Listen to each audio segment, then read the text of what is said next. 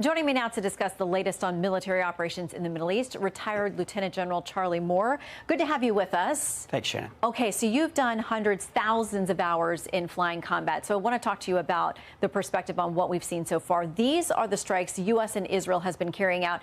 We talked with General Kellogg last week about just how massive Iran is. This is a big job for our men and women. Oh, absolutely. I mean, when you look at the size of Iran, it's close in size to the state of Alaska, although it's about 10% bigger.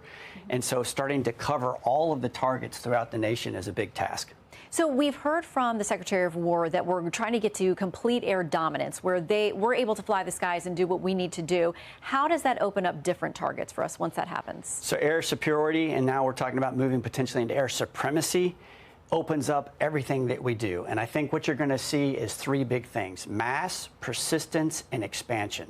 So first, in terms of mass, because we were able to knock down the doors and gain air superiority and now supremacy, we can start bringing our non-stealth aircraft like our B-1 bombers, our B-52s into the mix, along with all of our fighter aircraft and those that are being contributed by Israel, to mass firepower over the top of Iran and hit a tremendous amount of targets.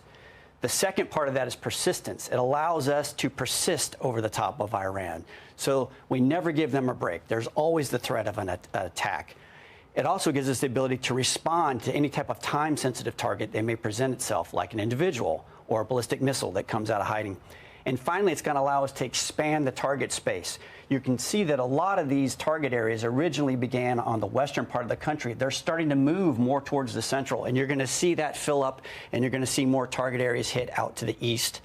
It also is an expansion of the priorities of the targets that we're hitting, not just the nuclear program, the Navy, and the ballistic missiles, now the targets that actually support the regime itself.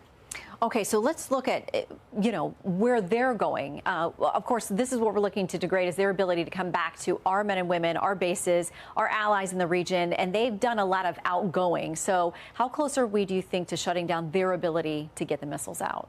So we're hearing that we've degraded their ballistic missiles by over 90%, the drones by over 80%. As the map indicates, these are the areas they've been targeting. This shouldn't come to any surprise to us or actually to the Iranians. Everyone knows the options where we have to bed down our forces, but we spend a lot of time in the planning phase, determine the optimum place to put our resources, to put our people, and then how to prioritize our defensive systems to make sure that we can protect everybody. I want to quickly hit on the Strait of Hormuz as well, because that is not only a military issue, it's an economic issue as well. Yeah, certainly. So you can see here the ports and all the major terminals.